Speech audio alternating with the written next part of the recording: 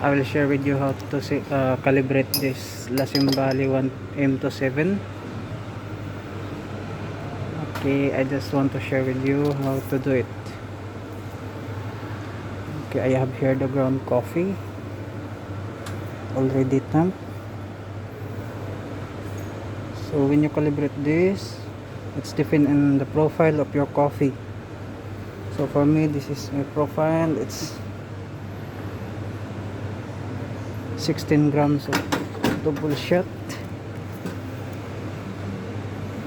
To calibrate this, to get the exact amount of the coffee, start with this.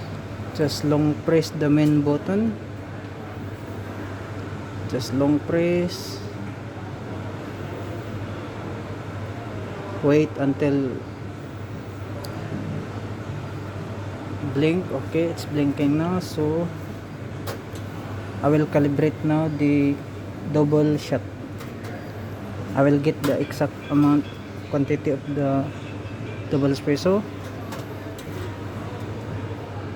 Just long press the double shot button. Long press. Then get the wait until you will get the exact quantity, which is 30 to 35 ml including the crema. When you reach that 30 to 35 ml including the crema, just stop now. Okay, we get the quantity now, 30 to 35 ml including the crema. My coffee bean is medium roast, 90% Arabica and 10% Robusta. So now we get already the exact quantity. So after that one, just press the main button. Just keep pressing until the blink will stop. Or you can remove this one.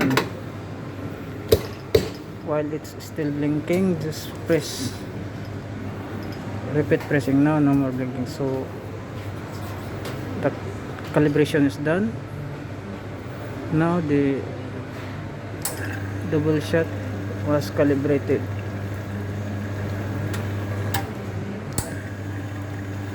Now okay, so we get the 30 to 35 ml including the crema. That is the quantity of my coffee profile. That is